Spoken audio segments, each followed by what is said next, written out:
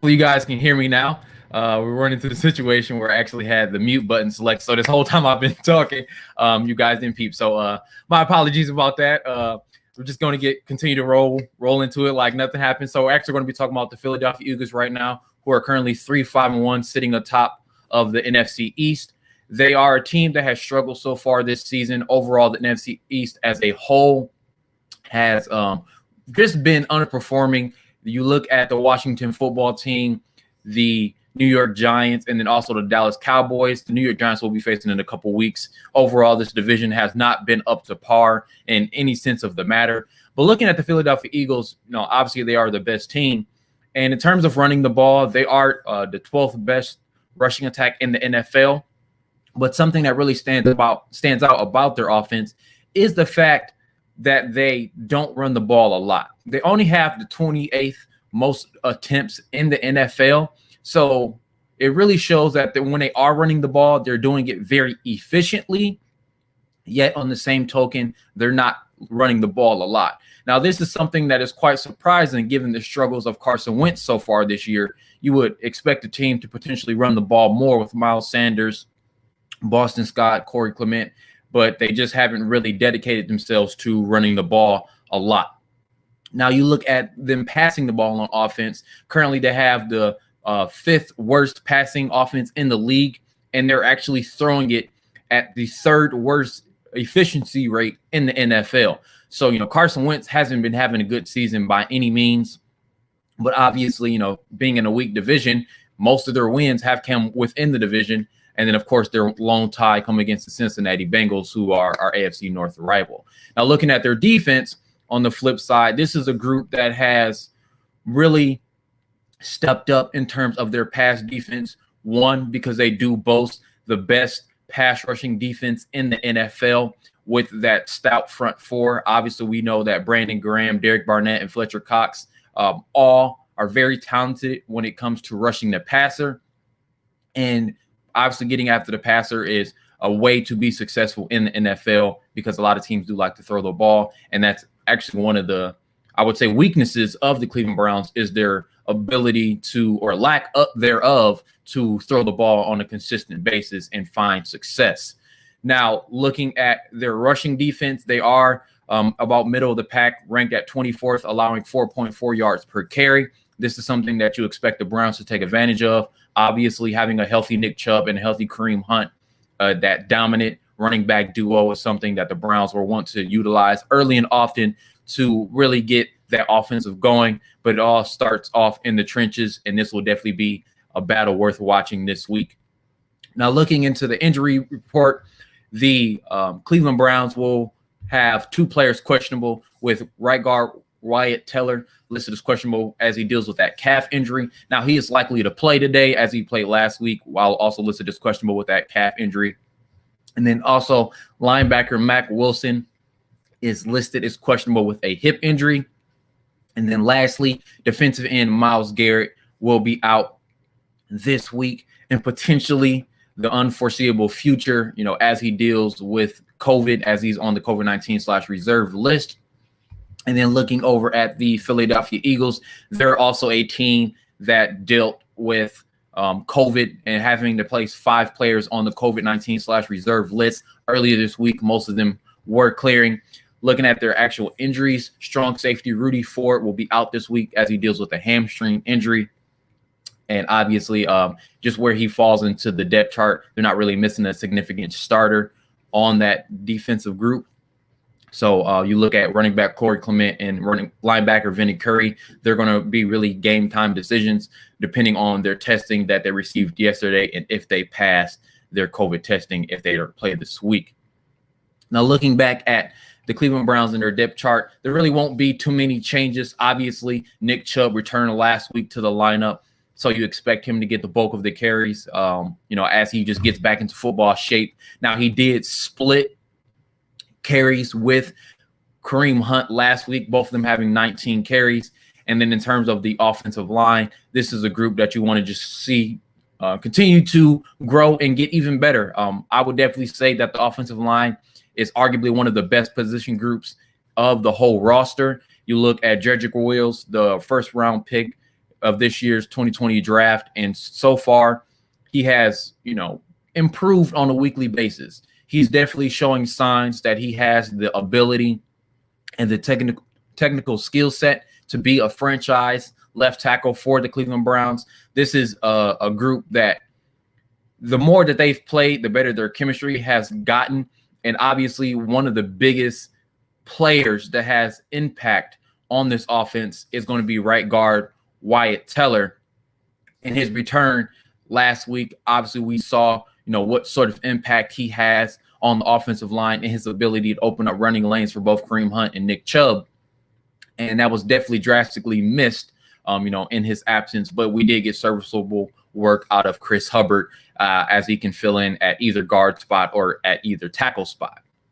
Now, looking at Wyatt Teller, he's currently still the highest rated guard of the NFL, according to Pro Football Focus. Joe Bitonio's in the top 5. J.C. Treader is the second-ranked center in the league. And then also Jack Conklin is in the top 10 of all tackles.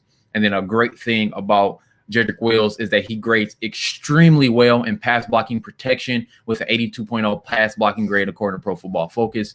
Now, flipping over to the defense, obviously there's going to be a big change in the starting lineup with Porter Gustin replacing Myles Garrett on that front 4 of the defensive line.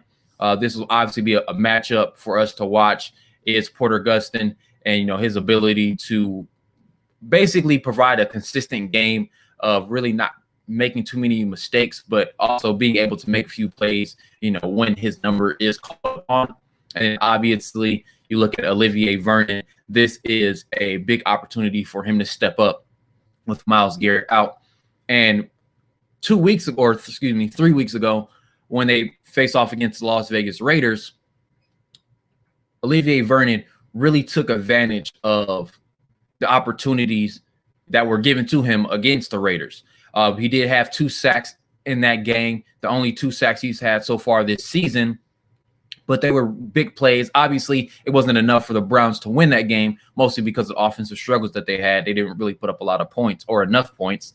And you look at Olivier Vernon, he stepped up when Myles Garrett went out in that game. And this is definitely another matchup where the Browns need Olivier Vernon to step up, create some consistent pressure in the backfield, get after the quarterback, get a potential sack, and really just make do of the contract that he was given. Since joining the team, he hasn't necessarily offered an extensive amount of pass rushing productivity. He's always been relatively solid in run defense, holding the edge, not allowing too many plays to get outside of him.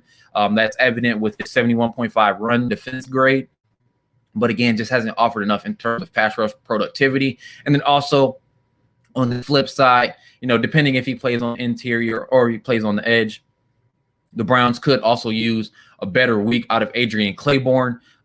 Just in terms of his pass rushing productivity, he was a veteran that signed a 2-year deal this offseason, but he just hasn't really offered a lot, in terms of making plays in the backfield, of getting sacks.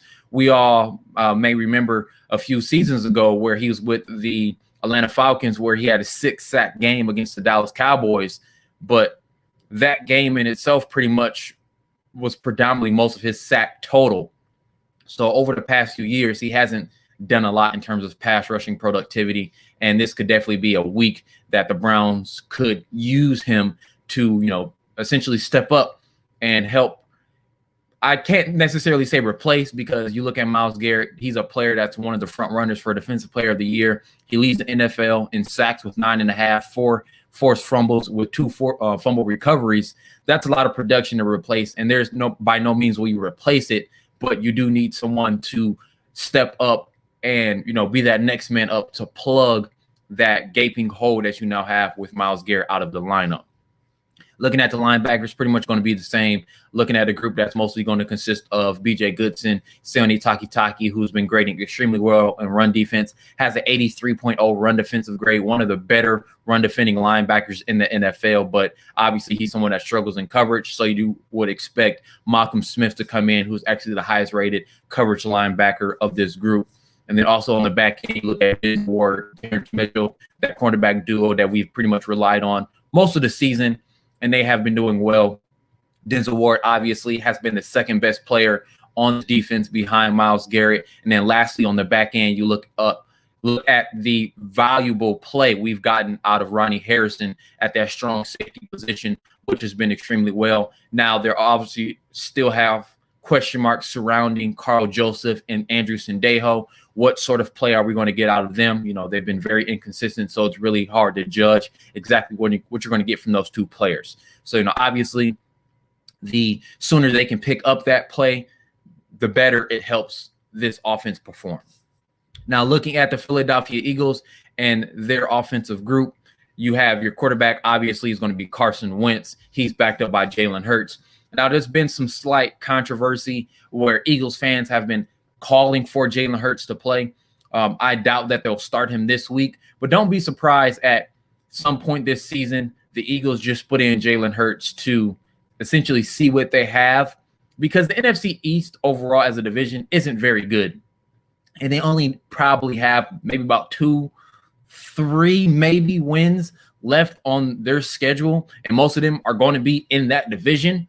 And as long as they win those division games, most likely they'll win the NFC East. So we might see Jalen Hurts this season, you know, outside of an injury or just very poor play by Carson Wentz. I wouldn't expect Jalen Hurts too much this game, but maybe some special packages. Doug Peterson could try to take advantage of that. You look at the running backs, have Miles Sanders and Boston Scott. Moving on to receiver position, they have Travis Fulgham, Jalen Reagor, Greg Ward, and then Alshon Jeffrey.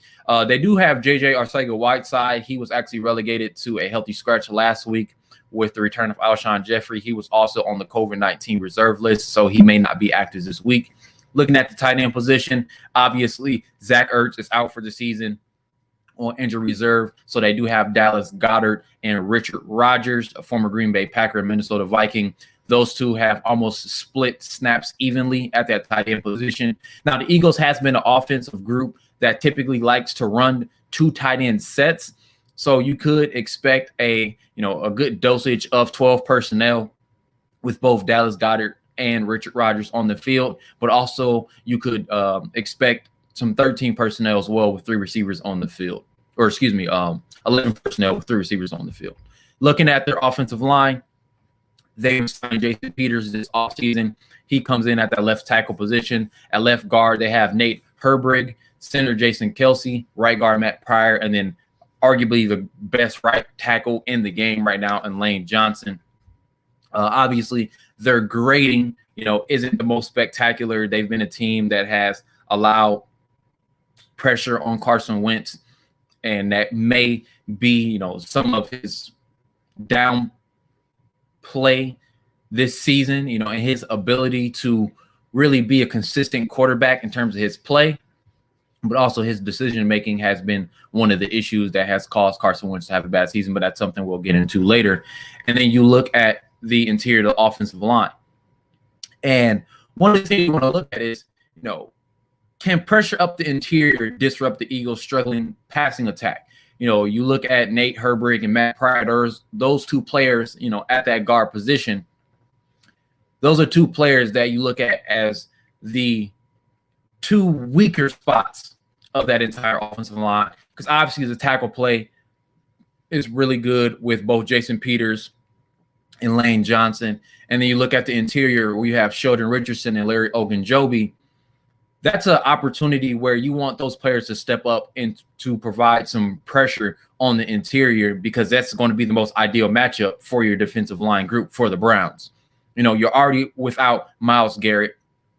Porter Gustin, while he's a serviceable rotation in, he's not a player that you expect to provide the same production as, say, a Myles Garrett. And I mean, he's just an average player. So I don't expect him to, make these huge plays against Jason Peters or Lane Johnson. Those are two of the better offensive tackles in the NFL. Those two I expect to have a solid game out on the edge. So obviously you want to generate pressure on the interior and take advantage of the lesser talent they have at the guard spots.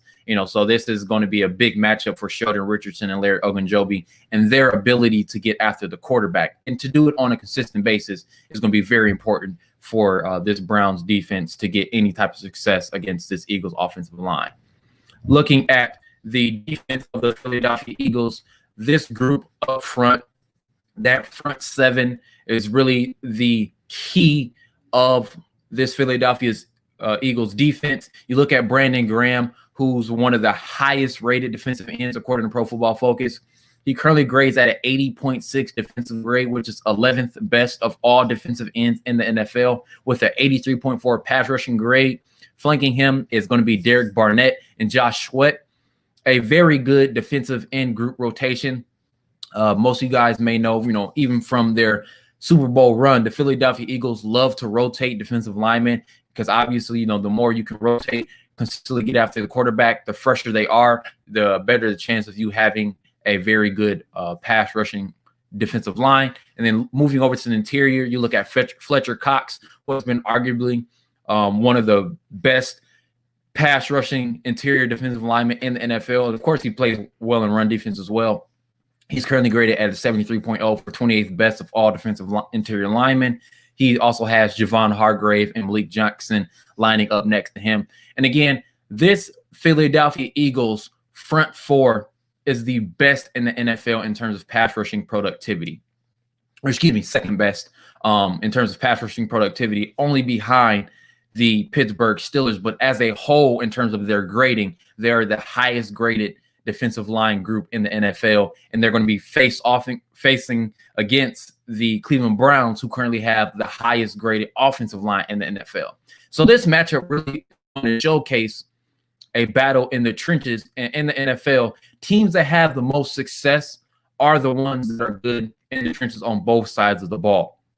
Now, like I said, with the Philadelphia Eagles, obviously have good tackles, but a little bit more questionable guard spots. Jason Kelce is one of the better centers in the league. He's in the top 10. And then you look at the Browns defense, their edge, typically is the advantage for them, but without Myles Garrett, they don't have that advantage. So they're going to be looking to make more plays on the interior. But obviously, there's nothing better than we have best against best, which is the Philadelphia Eagles defensive line versus the Cleveland Browns offensive line. Now, looking at the back four or back five, depending on, really what they're playing in, typically, since the defense has been down early, they really like to use their nickel sets to try to make some plays in the passing game where they'll take out a linebacker. But, in their linebacking core, they do have Alex Singleton, TJ Edwards, and Duke Riley. Their cornerbacks, they have Darius Slay, who they signed from the Detroit Lions this offseason. He's currently grading at a 65.2 defensive grade, 64.8 in coverage for 39th best in the NFL. So he's a below, I wouldn't say below average. He's about an average starter in the NFL this season. He's been like a below average starter. You look at Avonte Maddox, he's going to be playing opposite of Darius Slay.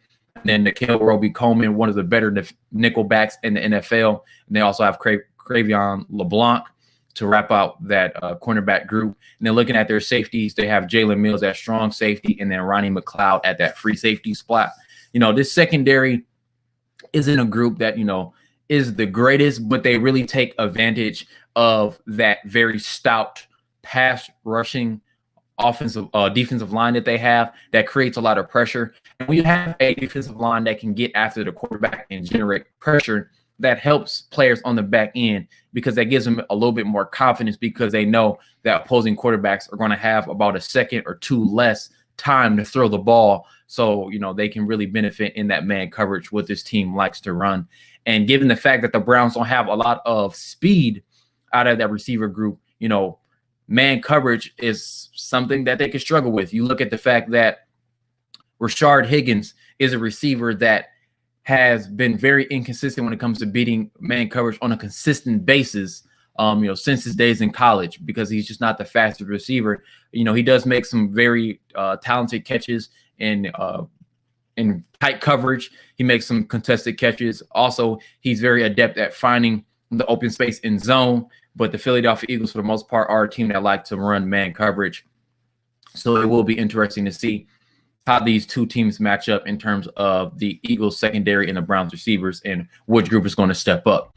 Now, of course, the Cleveland Browns Tailgate Show is brought to you every week, and they are sponsored by Focus Clothing CLE. Focus Clothing is a Cleveland-based clothing apparel company, small Black-owned business out of Cleveland, Ohio. You guys can check them out at www.focusclothing.com/shop. They do have new apparel, zip-up hoodies, pullover hoodies, crop hoodies for the women, as well as hats, with sales going on with the holiday season approaching. Focus Clothing is the perfect holiday gift, so be sure to check them out at focusclothingcle.com.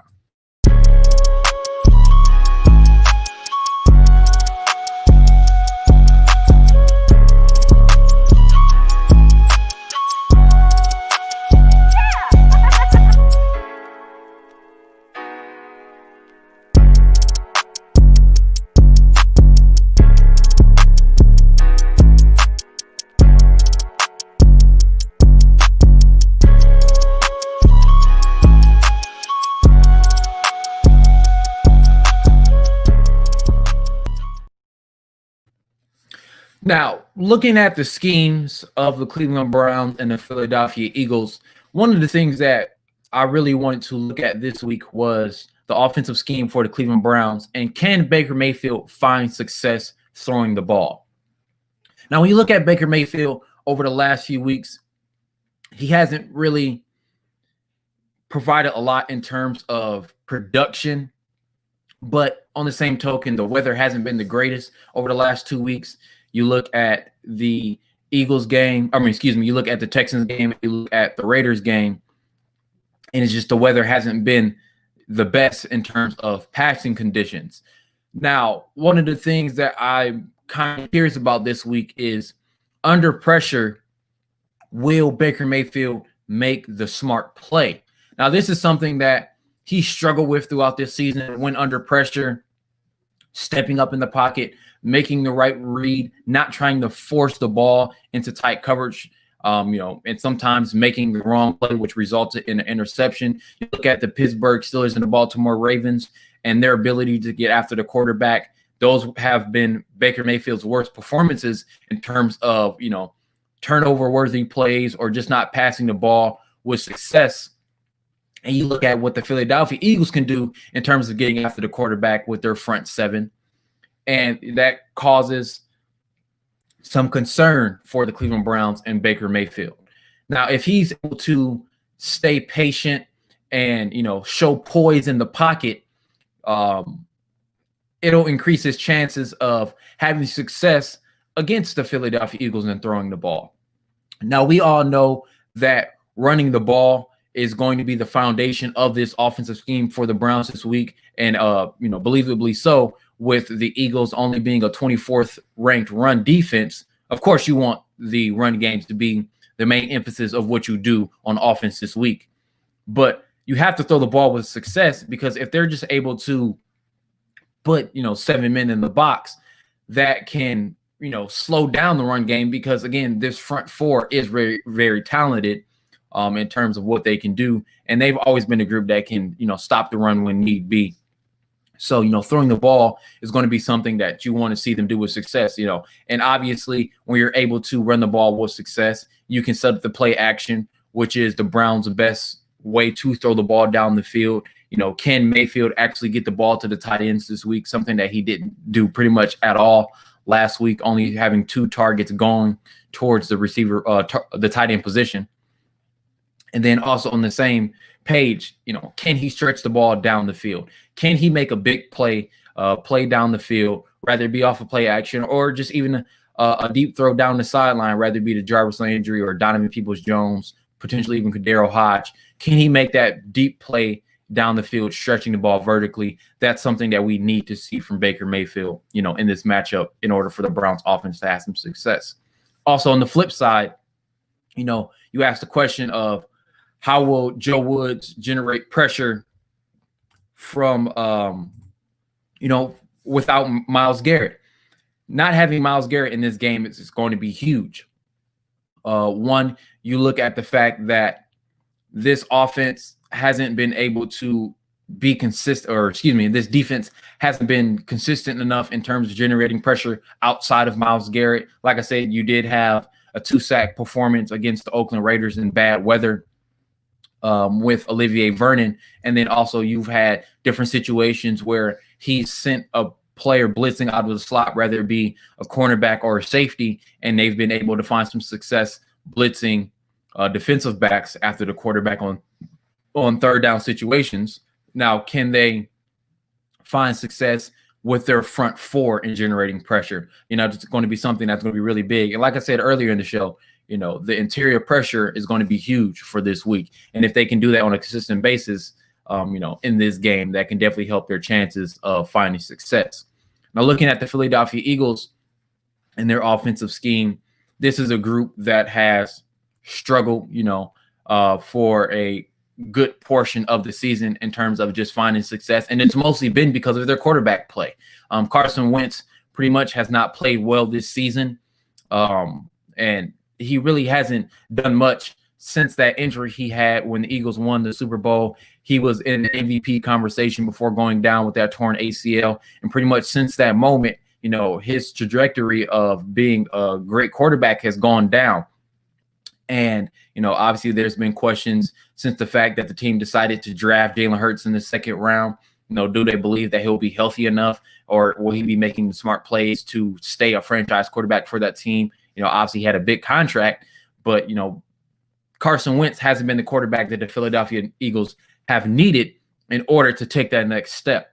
And that's very difficult where you don't have, that consistent success, with the Eagles and Carson Wentz. Now, on the flip side, their defensive scheme running that 4-3 base, they've been able to get after the quarterback on a consistent basis. So, this is going to have to be a huge game for the Cleveland Browns offensive line.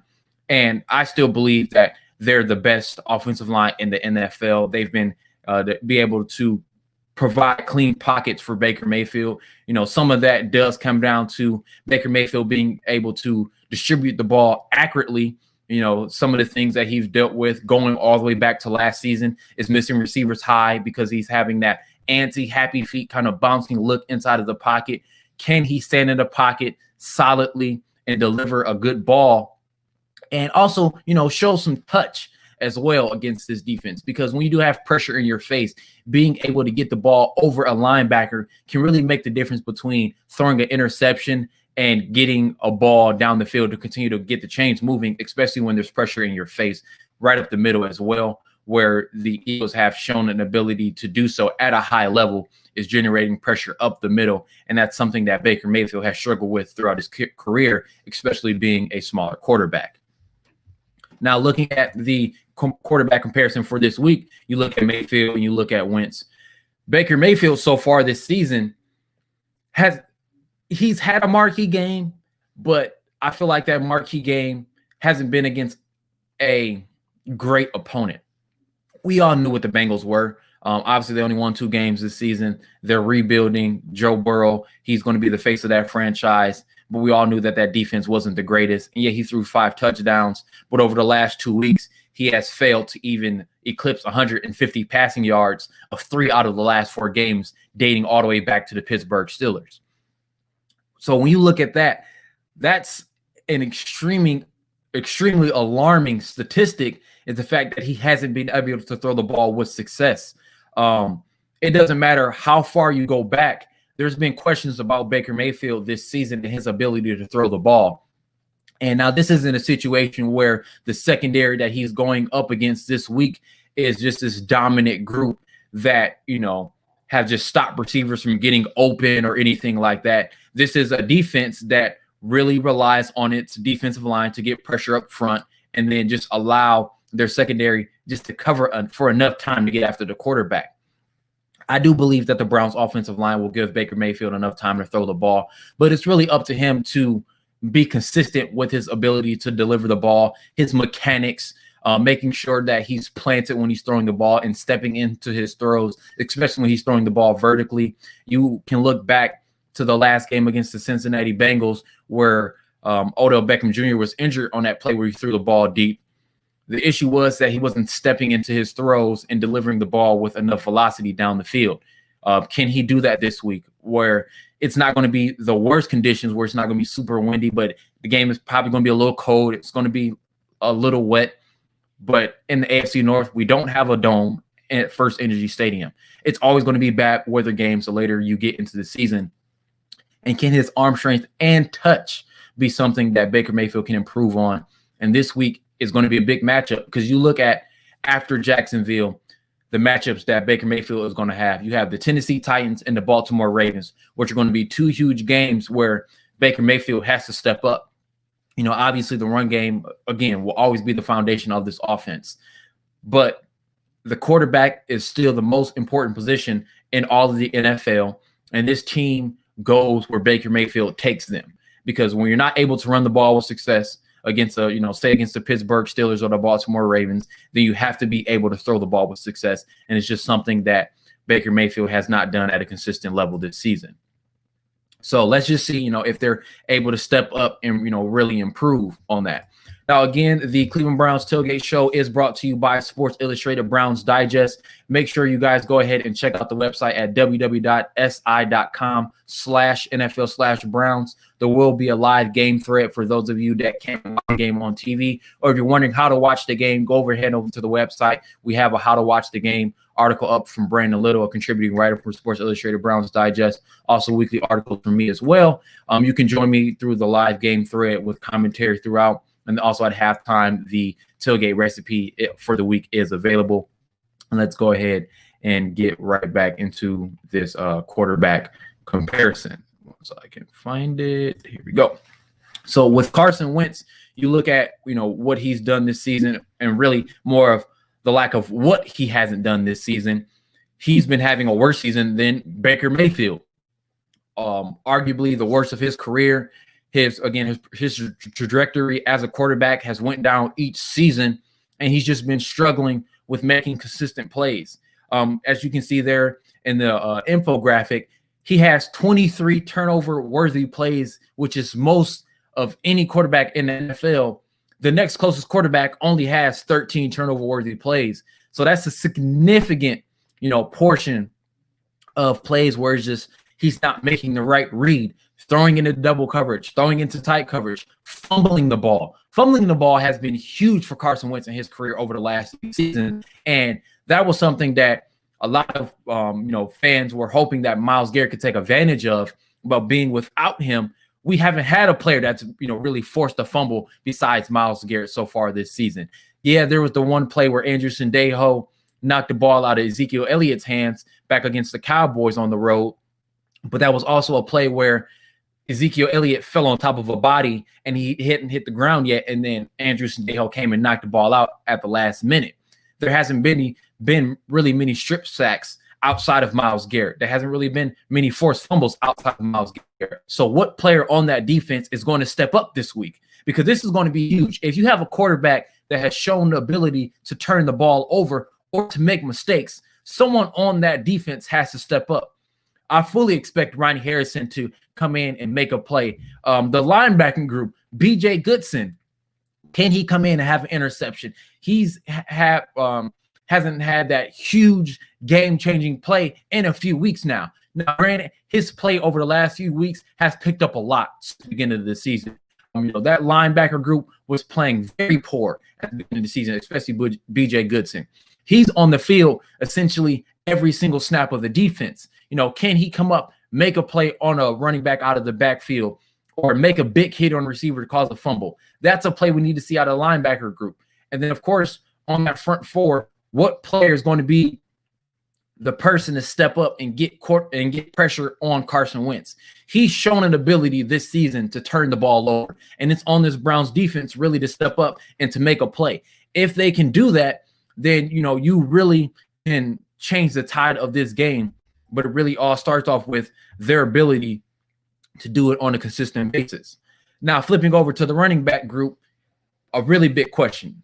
Can Nick Chubb and Kareem Hunt duplicate the success that they found last week against the Houston Texans? Now, obviously, the Houston Texans are the worst running defense in the NFL, but the Philadelphia Eagles are on the back end in terms of the run defense. And you look at the fact that they both ran for over 100 yards, but I feel like eyes this week are going to be a little bit more on Nick Chubb than Kareem Hunt. And now I know that might be a little hard for some people to accept, seeing by the fact that Nick Chubb had 126 yards and a touchdown last week, but a bulk of those yards came from that 59-yard run that he had before he stepped out at the 1-yard line. He was kind of, just having a few, 2, 3, maybe 4-yard runs, and then obviously he'll have a chunk play. But the thing with Kareem Hunt is that a lot of his runs have been consistent. Kareem Hunt, he rips off 7, 8, 9, 10 yards a carry on a consistent basis. He's in the top 3 of yards of 10 yards or more so far this season. Obviously, Dalvin Cook has just been absolutely ridiculous this season. He leads the NFL, in that statistic. But Kareem Hunt, anytime he gets the ball, he's running, very decisive. He's explosive in the hole. He bursts through. He runs hard, and he always keeps his legs turning for extra yards. He doesn't have that slight hesitation that Nick Chubb was showing last week. But that was all expected, seeing by the fact that he was out for 6 weeks. Nick Chubb is still working his way back into football shape.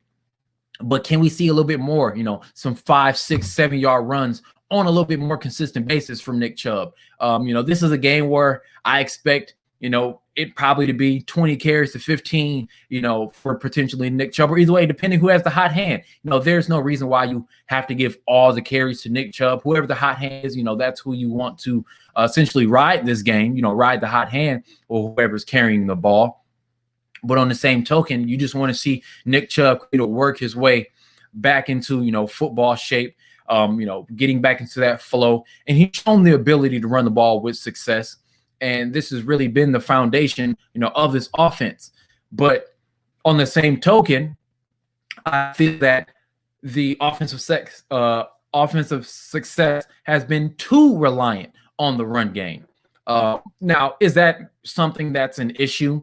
Not necessarily, but it really stands out to showcase the fact that the offense's ability to pass the ball hasn't been that great so far this season. If they're able to step their game up and provide a more consistent passing attack, from quarterbacks, receivers, and the tight ends, that will only help the run game, obviously, because, again, the secondary, you can't load the box against the run game. And with the Browns liking to run that 12 personnel with 2 tight end sets, that, opens up more running lanes where you have smaller defenders getting matched up against the tight end, which helps open up running lanes. But the offense's ability to pass the ball, I personally feel, has been a little bit too reliant on the play action. When you look at the fact that Baker Mayfield this season has really only been able to throw the ball with any type of success on play action or design rollouts, is a little bit worrisome, because him being a smaller quarterback, you have to be able to throw the ball from the pocket.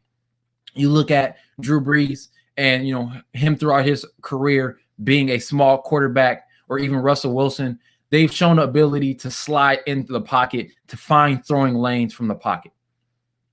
Baker Mayfield, since being drafted, has run into the issue of balls being batted down at the line of scrimmage, passes not being on time, being too high, from having to throw over defensive linemen that are putting their hands up at the line of scrimmage. Obviously, that has a lot to do with his mechanics. And in situations that the weather isn't, the most inclement, you want to be able to find those throwing lanes so that you can lead receivers, or making sure you're not throwing the ball into bad predicaments, when the weather's already a factor. And then even when it's not, being able to have the right mechanics so you can put enough touch on the ball.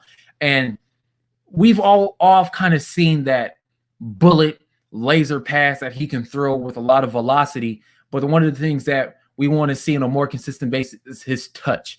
He's shown the ability to do it.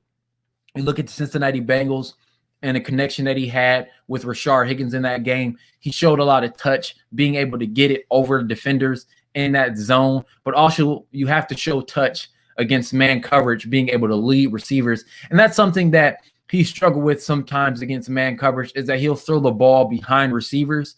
And that has more to do with his mechanics, than his ability to be accurate. Because I definitely believe he can be an accurate quarterback, but he has to just show more in terms of his ability to put touch on the ball. And, how can he be a little bit more consistent with getting the ball to the receivers? You look at the fact that Jarvis Landry hasn't had a touchdown this season, which, one of the viewers just talked about is the fact that Jarvis Landry doesn't have a touchdown this season. Odell Beckham had most of the touchdowns out of the receiver group. Then you look at the fact Rashard Higgins is next on that list for touchdowns. Jarvis Landry is your big money receiver that you need to get touchdown production from, because that's points on the board. You look at the Ravens, 2 potential drop touchdowns. You look at the fact at the Texans, really weren't too many opportunities where they're getting the ball, to even score a touchdown in the first place. So can they step up and finally show that amount of production out of receiving core in a tough matchup? And it's not because this secondary is just world beaters and they're just locking everyone down. It's because their defensive line generates so much pressure up front. The receivers have to get open and get some separation. Jarvis Landry, his great route running nuance will allow him to create separation against defensive backs without too much of an issue. But, can he consistently get open and just score a touchdown? I don't really expect Jarvis Landry pretty much at all this season to have a 100-yard game. Will he likely have 1 or 2? Yes, just because, again, that target share is gone from Odell Beckham. But we just need some touchdowns from him. Obviously, Rashard Higgins is a receiver that has shown chemistry with Baker Mayfield. And he had the most yards last week, but sometimes he can be on and off with his production, again, with any receiver. And then lastly, Donovan Peoples-Jones, what will his target share be like this week? He had 2 receptions last week, and then a week before that, he didn't even have a target in his direction. And then also Kadero Hodge, he's playing 30-plus snaps, barely getting any target share, but does well in the run game in terms of blocking. What will that do? And then again, just looking at the passing productivity of this offense, the tight end group. Why is the tight end production so inconsistent this season? You look at last week, the volume to the tight end group, again, something that Ronald brought up in the comment section. The fact that the volume to the tight end group is so low is almost unacceptable when you look at the Browns and what they've done so far this season. The tight end group had 2 targets all of last week. To one person, Austin Hooper, who had 1 reception for 11 yards.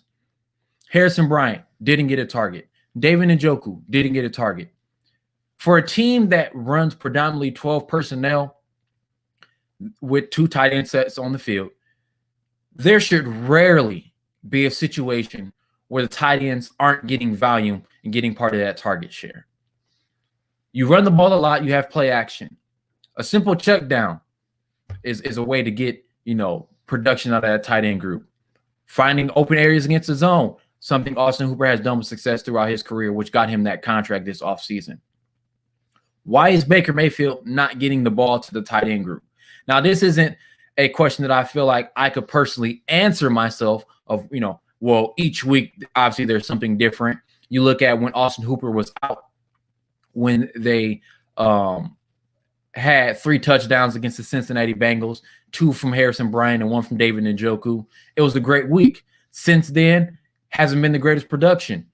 You look at Harrison Bryant, had a fumble against the Vegas Raiders. Then you look at David Njoku, had a big drop on 3rd down against the Raiders. Then they get no target share last week. We need some consistency out of this tight end group. And I definitely believe that'll bolster the offensive pass game for the Browns, which has struggled just because they haven't got enough out of that passing, offense.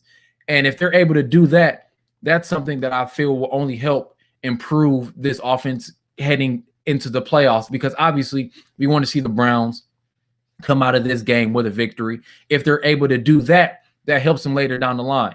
Because I definitely believe with the offensive success they have with running the ball in this offensive line, that the Browns could win a game. There's no reason why I feel like they'll be one and done. Granted, as long as they don't go up against the Kansas City Chiefs in the first round of the playoffs, I definitely believe that they can win a game, because in the playoffs, most teams that win show an ability to win the time of possession, and you do that by running the ball.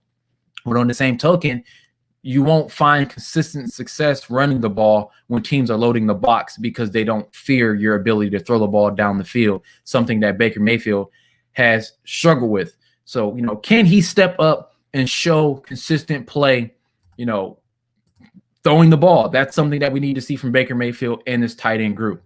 Now, again, the Cleveland Browns Tailgate Show is brought to you by Sports Illustrated BrownsDigest. You guys can go ahead and give me a follow at SHWN Stevenson, both on Instagram, Facebook, and Twitter. Also, subscribe to the YouTube where the videos are live.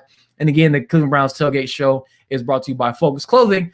But what would it be? Tailgate Show be without food? So this week, the tailgate recipe of the week is pulled pork loaded tater tots. This one's a quick recipe for a lot of you guys. Say if you can't cook, you actually can buy prepared pulled pork tater tots already done. And this is something that's very tasty that you guys will enjoy for game day. So I hope you enjoy the tailgate recipe of the week, which is pulled pork loaded tater tots.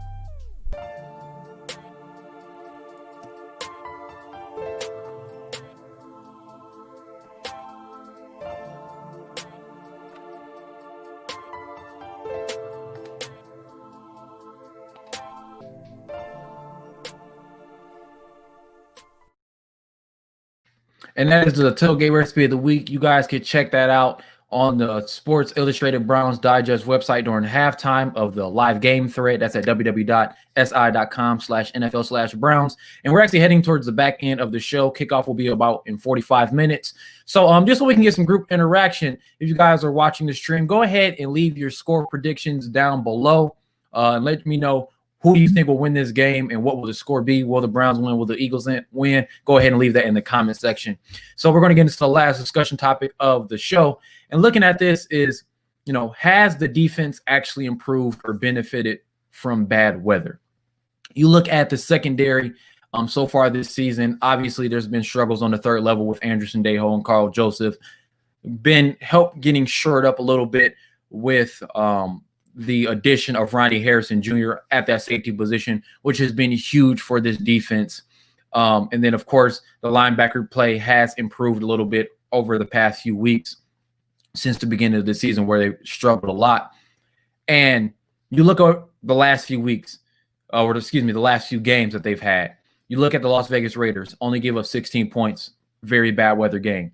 Last week, you only give up a field goal to the Houston Texans, almost pitching a shutout. But again, this was a game that was delayed 30 minutes because of thunderstorms. So again, just very 50-mile-per-hour winds. Of course, right off the lake, that's something that's going to affect the ability to throw the ball, especially given that Deshaun Watson has thrown the ball with extreme amounts of success.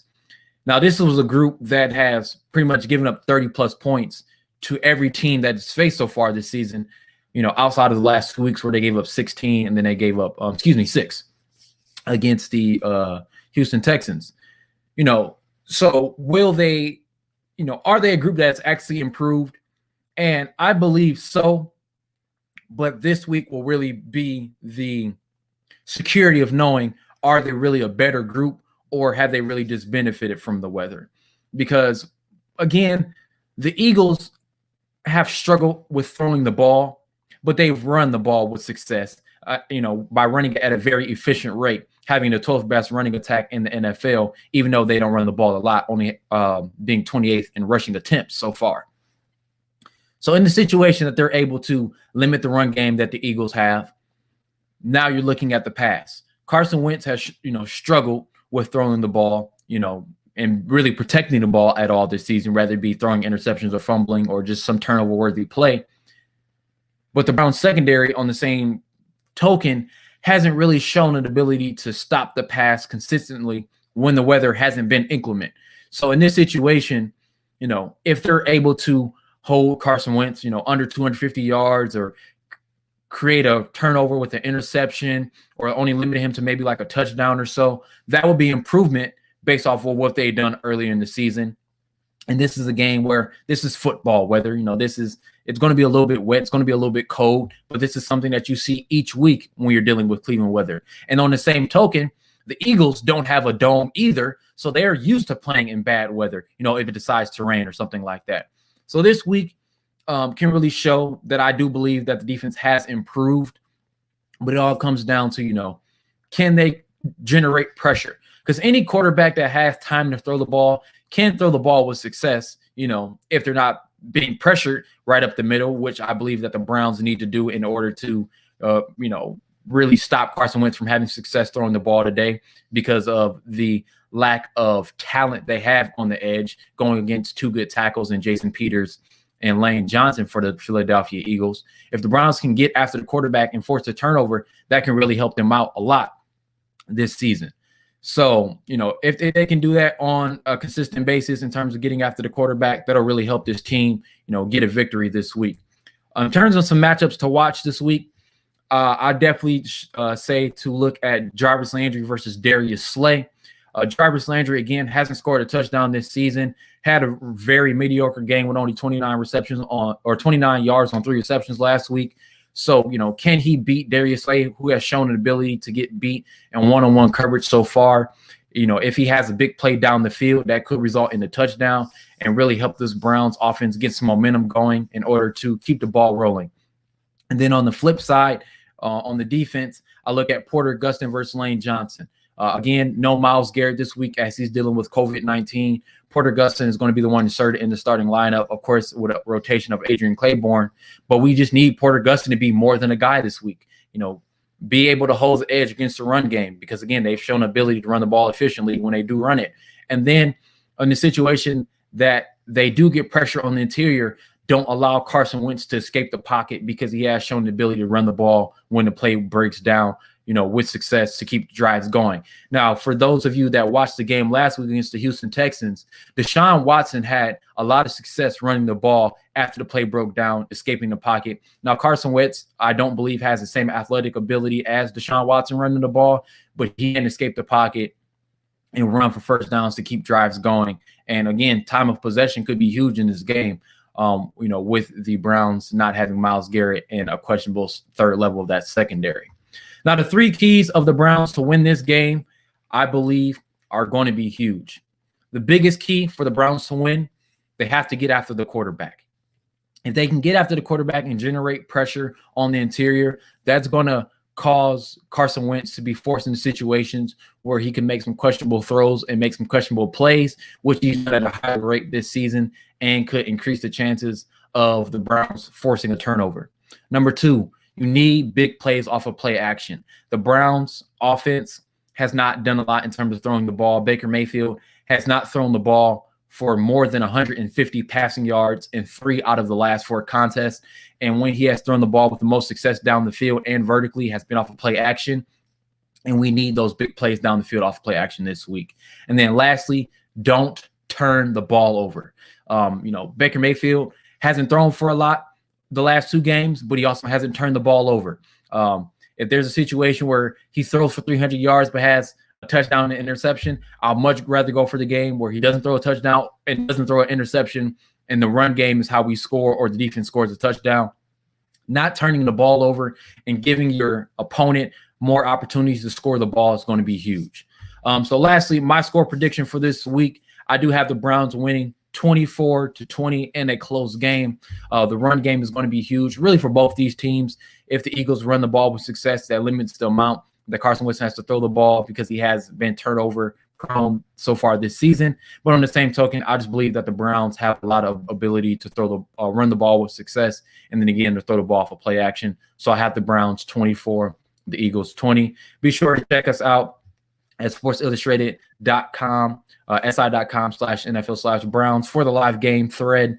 And again, the Cleveland Browns Tailgate Show is brought to you by Focus Clothing CLE. Focus Clothing is a Cleveland-based apparel company, a small Black-owned family business. Be sure to check them out. They do have new apparel with holiday sales, with Christmas coming up. Focus Clothing apparel is the best holiday gift you can have for a family member going into 2021, where we all want to stay focused.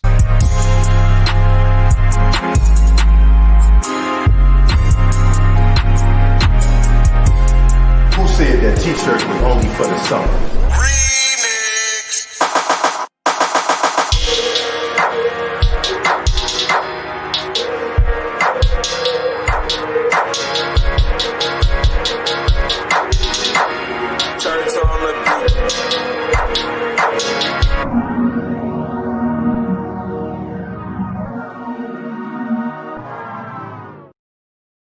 Again, thank you guys so much for joining the show. Once again, my name is Shawn Stevenson. I will be hosting the Cleveland Browns Tailgate Show. Every week there is a Browns game 2 hours before kickoff. Again, the kickoff today is at 1 p.m. as the Cleveland Browns at 6-3 host the 3-5-1 Philadelphia Eagles at First Energy Stadium for their third straight home game. Obviously, we need the Browns to win this game. There are a ton of teams in the NFL currently at 6-3. If they're able to go to 7-3, that would increase their chances of, again, making the playoffs and staying in that playoff picture. Also, if the Baltimore Ravens lose against the Tennessee Titans, that would move the Browns up to second place in the AFC North. And again, moving them closer away from having to play against the Kansas City Chiefs in the playoffs, who I believe are the best team in the NFL right now. Again, whatever you guys think is going to be your score predictions for this game, leave them in the comment section below. Thank you guys so much for watching, and go Browns. And make sure you go ahead and get you that Focus Clothing, baby. Peace.